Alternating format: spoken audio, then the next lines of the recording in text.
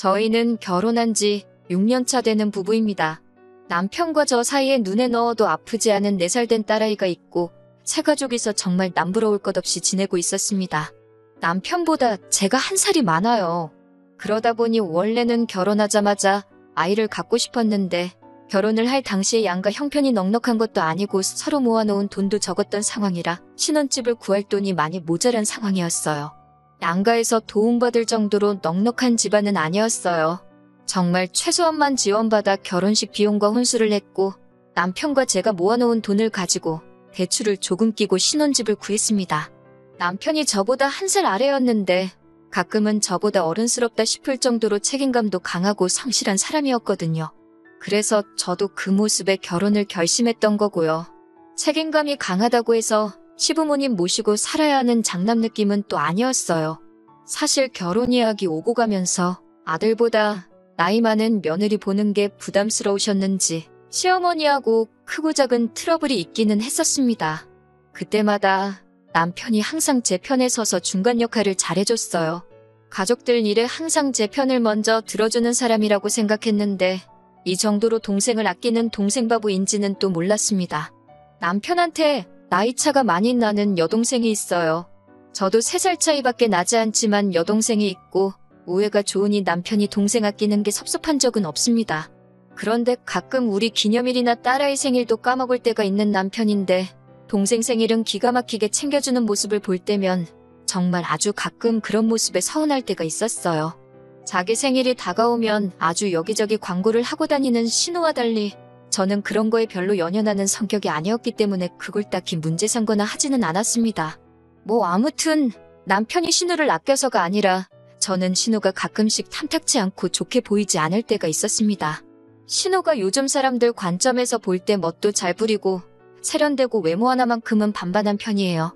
저도 그건 인정하는 바입니다. 남편 말로는 어릴 때는 더 예뻤다고 했으니 자라오면서도 얼마나 이쁨 받으며 살았을지는 안 봐도 비디오더라고요. 그런데 제가 보기에는 신우가 예쁘긴 하지만 그건 일반인들 중에서 괜찮은 수준인 거지. 뭐 어디 미인대회 나가고 연예인하고 그럴 정도까지는 아니거든요. 그런데 제가 남편과 연애부터 결혼 생활 합치면 8년이고 그게 보통 짧은 세월이 아닌데 그때까지 적당한 직장도 없이 아르바이트만 하고 있는 게 좋게 보이지도 않았고 또한 신우는 자기가 버는 돈에 비해 씀씀이가 너무 해퍼 보이기까지 했어요. 남들 하고 다니는 거 다 하고 사 입는 거 사 먹는 거 사서 모으는 거 똑같이 다 따라하고 그랬거든요. 유행하는 건 무조건 다 해봐야 하는 성격이었어요. 심지어 일전에는 제주도 1달 살기를 한다면서 거기서 무슨 일을 한 것도 아닌데 1달 살기 하면서 생활비로 몇백만 원을 쓰고 왔다는 이야기를 들었을 때는 감탄도 나오지 않을 지경이었습니다. 아르바이트도 거의 카페에서 하는 아르바이트 위주로 했습니다. 툭하면 다른 직장 구하는 건 물론이고 일터도 틈만 나면 바꾸는 게 취미였어요. 허세도 심해서 운전도 할 줄 모르면서 어디 서울을 벗어나 외곽에 있는 공기 좋은 곳에서 일자리를 구해서 시아버지께서 아침마다 태워다주고 저녁에 태우러 가고 아주 고생도 보통 고생이 아니셨습니다. 아르바이트로 번 돈은 자기 노는데 다 쓰고 시부모님 돈으로 자취하고 그랬으니 그런 신우가 좋게 보일 리가 만무하죠. 책임감 하나만큼은 장점이라고 생각했던 남편과 비교해보면 그렇게 반대일 수가 없습니다.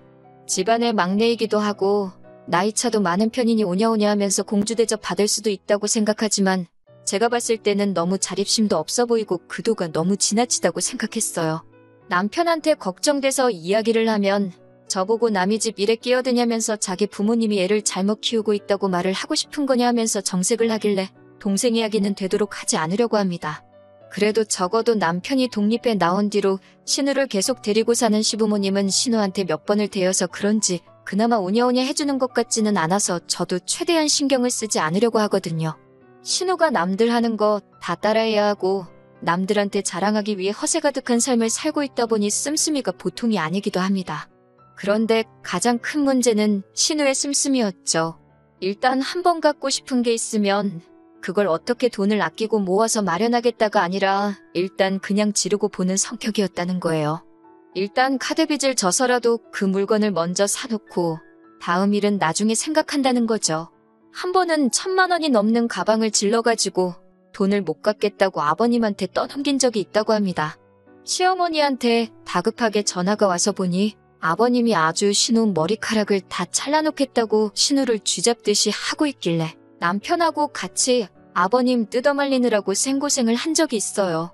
그땐 남편이 저보고 저러다가 아버님이 신우 잡겠다고 일단 우리가 해결해주자고 하길래 그렇게는 못해주겠고 내가 다른 방법을 강구해보겠다고 한 뒤에 제가 아는 지인 통해가지고 신우가 사놓은 가방을 신우가 산 가격보다 조금 더 싸게 해서 팔아버린 적이 있습니다. 조금 손해는 봤지만 생돈 날리는 것보다 조금이라도 건지는 게 낫겠다 싶었고 어찌됐든 애물단지가 될 뻔했던 가방은 없애버렸으니 다행이었죠. 그때쯤 저는 솔직한 마음으로 누군가가 신우 씀씀이에 대해 좋은 충고를 해줬으면 싶었어요.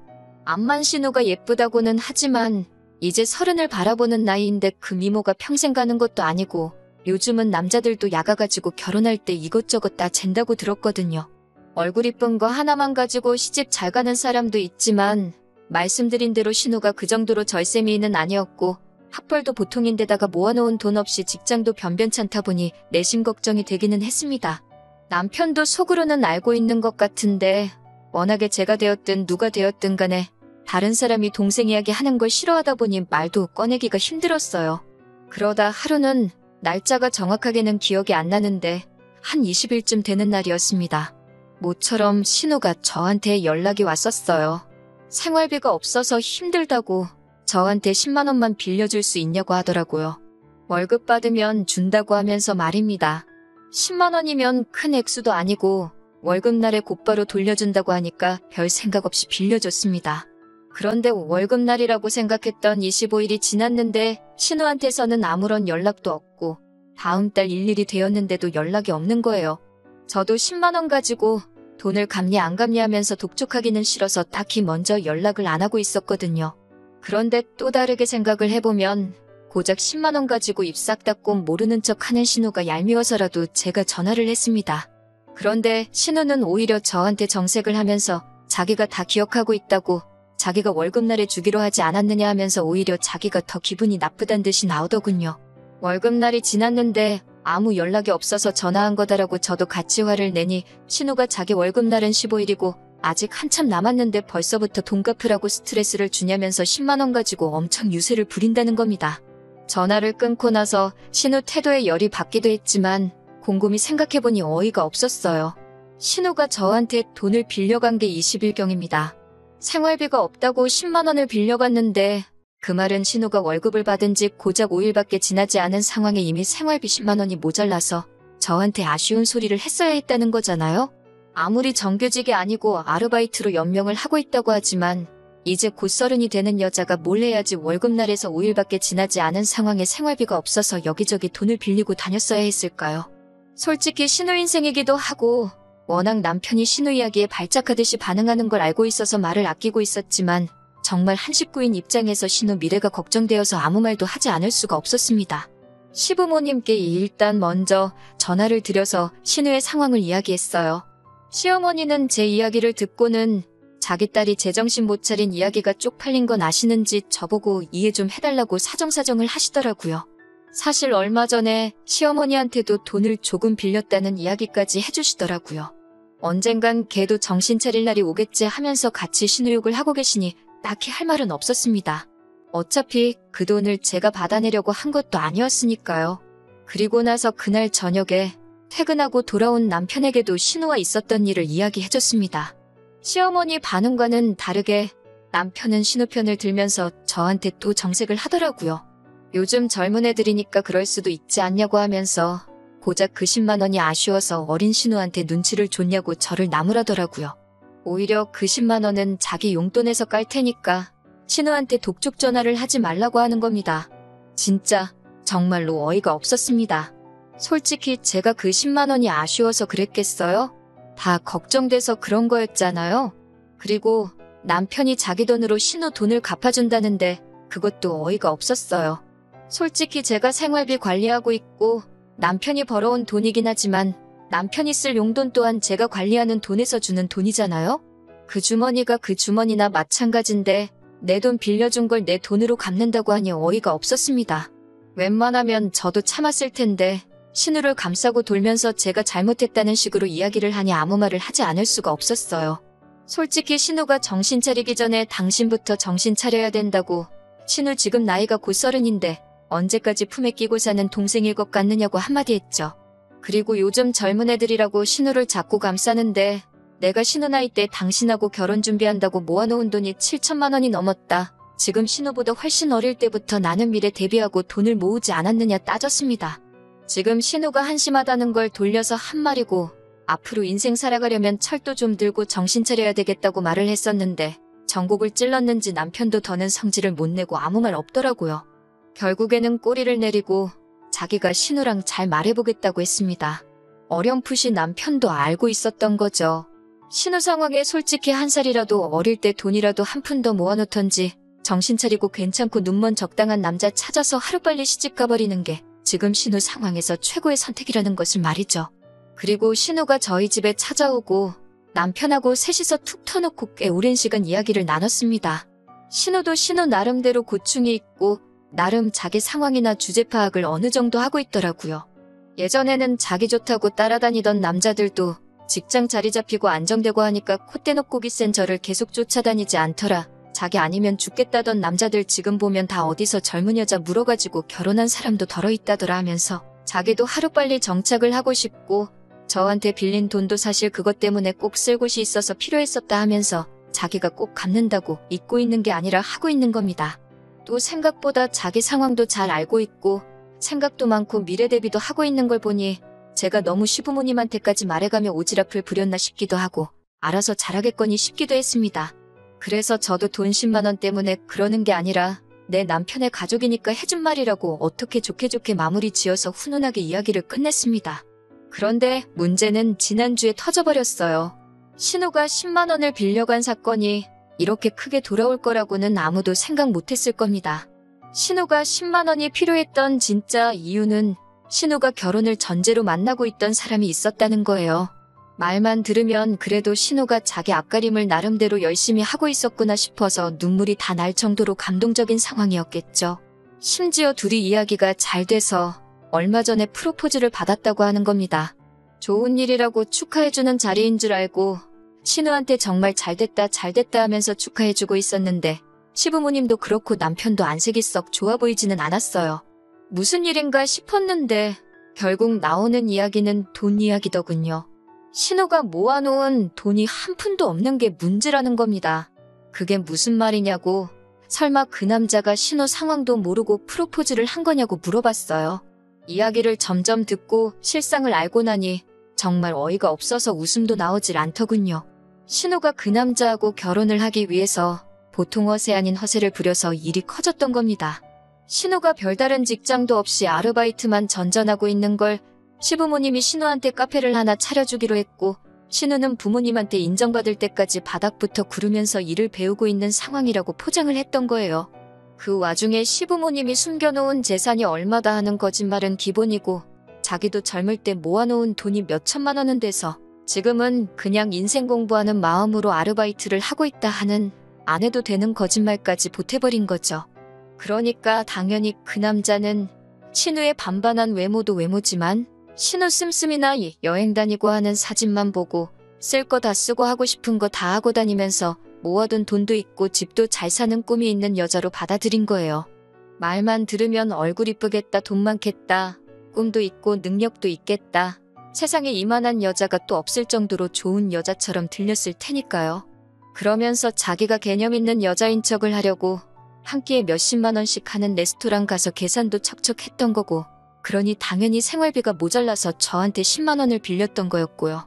문제는 그 거짓말이 계속 꼬리에 꼬리를 물어서 걷잡을 수 없이 커진 거고 결혼 이야기가 오가고 상대방 부모님한테 벌써 인사까지 드린 이 상황에 그쪽 집에서는 신우의 거짓말을 진실로 찰떡같이 믿고 있는 상황인 겁니다. 시아버지가 또 그 말을 듣자마자 뒤집어져가지고 아주 정신머리를 고쳐놓으신다고 밖에 못 나가게 또 머리를 홀랑 잘라버려야겠다고 부엌에서 가위 들고 나오시는데 신우 자초지종을 듣고 나니 이번엔 저도 아버님을 말릴 이유가 없다는 생각이 들었어요. 차라리 신우가 이번 사건으로 정신 고쳐먹고 못해도 머리가 다시 길어나올 2년 정도만 열심히 일을 해서 돈을 모으면 그래도 적당한 곳에 시집갈 만큼은 모으지 않겠나 하는 생각이 들었고 다 이게 신우가 스스로 판무덤이라고 생각했어요. 아버님이 난동을 부리기 시작하니 남편이 또 왜 그러시냐며 아버님을 붙잡는데 이번에는 제가 가만히 구경만 하고 있었습니다. 그런데 아버님이고 남편이고 이번에는 가만히 있는 저를 보고 뭔가 잘못돼가고 있다는 듯이 지금 자기 안 말리냐, 우리 아버지 안 말리냐 하는 식으로 제 눈치를 보더라고요. 막상 가위까지 들고 나온 아버님도 저번에 1000만원짜리 명품백 대는 저랑 남편이 둘이 달라붙어도 떼어놓기가 힘들 정도로 난동을 부리셨었는데 이번에는 제 눈치를 슬쩍 보시다가 아버님 혼자 안정을 되찾고는 자리에 슬쩍 앉으시더라고요. 그때부터 괜히 아버님이 혹시 나보고 보라고 쇼를 하고 있는 건가 하는 촉이 들기 시작했습니다. 아니나 다를까 아버님이 굉장히 진정이 된 말투로 그래도 제 시집은 보내야지 않겠냐 하면서 머리를 자를 수는 없지 하고 마시더라고요. 그러더니 신우한테 남편 될 사람에 대해서 한번 읊어보라 시키더군요. 신우 말에는 뭐 해외 유학을 다녀왔고 지금은 회계사 준비하고 있고 회계사가 되기만 하면 연봉이 1억으로 시작하고 어쩌고 저쩌고. 듣다 보니까 그 결혼할 남자 집안이 얼마나 대단한지는 모르겠지만 지금 적당한 직업도 없이 시험 준비하고 있는 사람으로 들렸어요. 신우가 그 남자에 대한 설명이 끝나니 시아버지께서 한숨을 푹푹 쉬면서 그래도 앞날은 튼튼한 사람이구나 하면서 어떻게 그런 남자를 만났느냐 하면서 슬쩍 제 눈치를 보시더라고요. 안 좋은 촉 때문에 저도 말을 아끼고 있었습니다. 제가 아무 말도 없으니 이번엔 시어머니가 나서서 결국 저를 이 자리까지 부르고 신우 머리까지 잘라버린다고 아주 생쇼를 하던 이유를 말하시더군요. 안 들키게 애써 돌려 말하시는데 연기하고 있다는 게 다 티가 났어요. 카페 하나 차리는데 돈이 얼마가 드냐, 그거 하나만 차려주면 시집 갈 수 있는 거냐 하시더라고요. 그때 딱 알았습니다. 이참에 신우 시집 보내려고 카페 하나 차려주고 싶은데 돈이 모자라니 저희한테 손 벌리려고 저까지 이 자리에 불렀다는 걸 말이죠. 그리고 거기에 아버님이 신우를 죽일 듯이 달려들면 제가 그 명품 가방 사건 때처럼 어떻게든 그 돈을 융통해 줄 거라고 계산을 했던 거예요. 지금도 똑같이 아버님이 신우를 죽이네 살리네 쇼를 하고 있으면 당황한 제가 어떻게 상황 뜯어말리며 신우 카페 차릴 돈을 턱 내놓지 않겠냐는 계산이었던 거겠죠. 그래서 아버님한테 가위를 다시 드리면서 신우 머리카락을 아주 잘라버리는 게 좋겠다고, 이거는 카페를 차려준다고 되는 일이 아니라고 했습니다. 돈 버는 거 말고는 다른 거 생각도 못 나게 아주 혼쭐을 낸 다음에 정신 차리게 만들어서 신우 스스로 돈 모아서 시집갈 사람 찾게 만들어야 한다고요. 아버님이 쩔쩔매시길래 제가 가위를 뺏어 들어서 정 모하면 제가 머리를 대신 잘라드릴까 했죠. 제가 예상외의 반응으로 나오니 온 가족이 당황을 하더라고요. 그러더니 태도를 바꿔서 신우가 결혼할 사람 집구석이 어떻고 사실 좋은 기회이지 않냐 그러길래 그 집에 진짜 금송아지가 있는지 우리가 알게 뭐냐고, 저도 시집 올 때 신우가 이렇게 모질이인 줄 몰랐지 않느냐고 한마디 했어요. 말 맞다나 그 남자가 지금 시험 준비한다는데 제 눈에 안경이라고 그렇게 훌륭한 사람이 설마 신우를 진짜 신부감으로 생각하겠냐고, 뭔가 구려도 보통 구린내가 나는 게 아니지 않냐고 한마디 했죠. 신우 표정이 잔뜩 일그러지더군요.